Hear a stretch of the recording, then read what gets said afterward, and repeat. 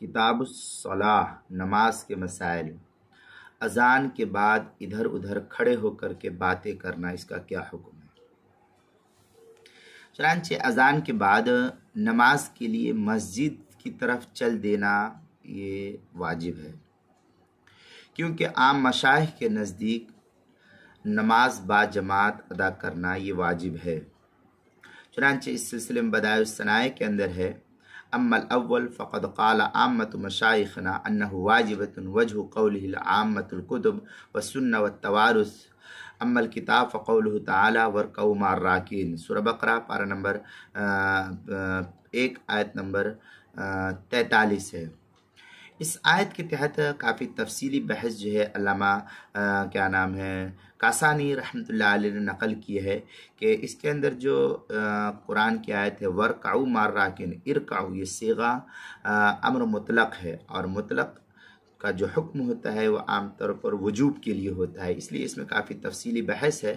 جس بحث کو دیکھنی ہے تو بدائع الصنائع کے اندر دیکھی جا سکتی ہے۔ یعنی جو لوگ نماز با جماعت نہیں پڑھتے ہیں، ایک حدیث میں اس طریقے سے بھی اللہ کے رسول صلی اللہ علیہ وسلم کا فرمان نقل کیا گیا ہے کہ الی یومنا ھذا وجبت علیہا وعلی النکیر اما السنة فما روی عن النبی صلی اللہ علیہ وسلم انہ قال لقد حممت ان آمر رجلا یصلی بالناس، اس طریقے کی عبارت جو ہے یعنی جو لوگ نماز با جماعت نہیں پڑھتے میرا دل چاہتا ہے کہ میں ان کے گھروں کو جلا دوں، اور اس طریقے کی سخت وعید ترک واجب پر ہی ہوتی ہے۔ اس لیے اس میں کافی تفصیلی بحث ہے جس کو جو ہے اپنے مقام کے علماء سے رابطہ کر کے معلوم کر لیا جائے۔ یہ بحث جو ہے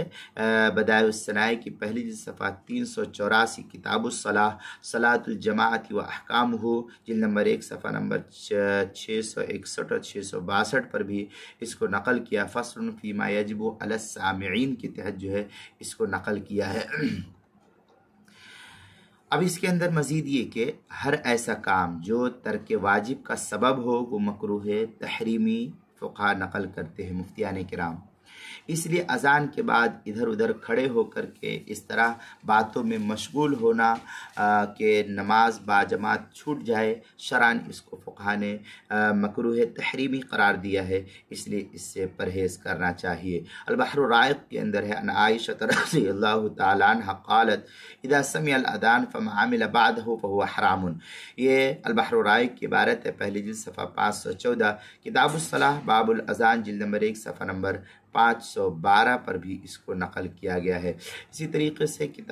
المسائل المہمہ فیما ابتلت بہ العامہ، اس کی پہلی جلد کتاب الصلاح نماز کے مسائل، عنوان ہے اذان کے بعد ادھر ادھر کھڑے ہو کر کے باتیں کرنا، مسئلہ نمبر 8 کے تحت بھی اس کو نقل کیا گیا ہے۔